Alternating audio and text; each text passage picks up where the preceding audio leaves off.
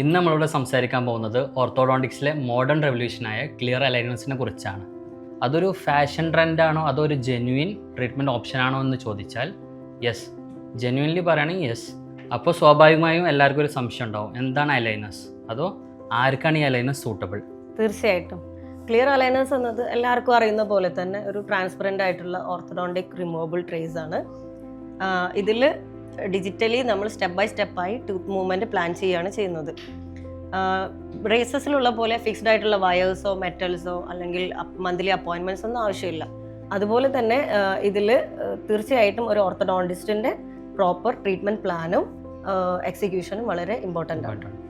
എന്താണ് ഈ അലൈനേഴ്സിൻ്റെ ബെനിഫിറ്റ്സ്? അതോ ഇതിൻ്റെ എന്താണ് ലൈഫ് സ്റ്റൈൽ ചേഞ്ചസ് ആണോ, അതോ ഈ ബ്രേസസ് വെച്ച് നോക്കുമ്പോൾ നമുക്ക് ബെനിഫിറ്റ്സ് പറയാനുണ്ടോ അലൈനേഴ്സിന്? തീർച്ചയായിട്ടും അലൈനേഴ്സിൻ്റെ റൈറ്റ് പേഷ്യൻസ് എന്നത് നമുക്ക് പറയുകയാണെങ്കിൽ ഇപ്പോൾ മൈൽഡ് ടു മോഡറേറ്റ് കേസസ്, അതുപോലെ സ്പേസിങ് പ്രോബ്ലംസ് ഉള്ള പേഷ്യൻസ്, മുമ്പ് ബ്രേസസ് ട്രീറ്റ്മെൻറ്റ് എടുത്ത് റീട്രീറ്റ്മെൻറ്റ് ആവശ്യമുള്ള പേഷ്യൻസിനൊക്കെ ഇതൊരു വെരി ഗുഡ് ചോയ്സ് ആണ്. മാത്രമല്ല സ്റ്റുഡൻസ് അല്ലെങ്കിൽ പ്രൊഫഷണൽസ്, അതുപോലെ ബ്രൈഡ്സ് പോലെ എസ്തറ്റിക് കൺസേൺ ആയിട്ടുള്ള പേഷ്യൻസിന് ഇത് വളരെ ഇഫക്റ്റീവ് ആൻഡ് കംഫർട്ടബിൾ ആയിട്ടുള്ള ഒരു സൊല്യൂഷൻ തന്നെയാണ്. മാത്രമല്ല അലൈനേഴ്സ് യൂസ് ചെയ്യുമ്പോൾ ഈറ്റിംഗ് റെസ്ട്രിക്ഷൻ വരുന്നില്ല. അതുപോലെ oral hygiene like brushing, flossing ഒക്കെ വളരെ ഈസിയായി മെയിൻറ്റെയിൻ ചെയ്യാൻ കഴിയുന്നു. അതുപോലെ വളരെ സ്ലോ മൂവ്മെൻറ്റ്സ് ആണ് നമ്മൾ അലൈനേഴ്സിൽ പ്ലാൻ ചെയ്യുന്നത്. അതുകൊണ്ട് തന്നെ ഇത് ഗം ഹെൽത്തിന് വളരെ ഇമ്പോർട്ടൻസ് കൊടുക്കുന്നുണ്ട്.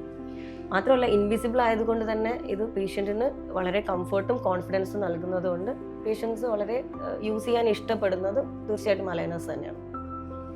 ഇപ്പോൾ സോഷ്യൽ മീഡിയകളിൽ കണ്ടുവരുന്ന ഒരു മെയിൻ ക്യാപ്ഷനാണ് കമ്പിയുടെ കാലം കഴിഞ്ഞു, കുറേ പേര് കഴിഞ്ഞിട്ടില്ല എന്ന് പറയുന്നുണ്ട്. ഇതൊക്കെ കണ്ടുകൊണ്ടിരിക്കുന്ന സാധാരണക്കാരെ മനസ്സിലൊരു സംശയമുണ്ട്, കമ്പിയുടെ കാലം കഴിഞ്ഞോ എന്ന്. അതിനെക്കുറിച്ച് എന്താ ഡോക്ടർക്ക് പറയാം? ഒരു കോംപ്ലിക്കേറ്റഡ്. തീർച്ചയായിട്ടും ഇതൊരു കോംപ്ലിക്കേറ്റഡ് ക്വസ്റ്റ്യൻ തന്നെയാണ്. ലൈക്ക് മമ്മൂട്ടിയാണോ മോഹൻലാലാണോ ബെസ്റ്റ് ആക്ടർ എന്ന് ചോദിക്കുന്ന പോലെയാണ്. മോഹൻലാലിന് ലാലേട്ടൻ്റെ റോളുണ്ട്, അതുപോലെ മമ്മൂട്ടിക്ക് മമ്മൂട്ടിൻ്റെ റോളുണ്ട്. സോ അതുപോലെ തന്നെയാണ് ബ്രേസസും അലൈനേഴ്സും. ഓക്കെ, ബ്രേസസിന് അതിൻ്റേതായിട്ടുള്ള പ്രോസ് ആൻഡ് കോൺസ് ഉണ്ട്, അതുപോലെ തന്നെ അലൈനേഴ്സിനും ഉണ്ട്.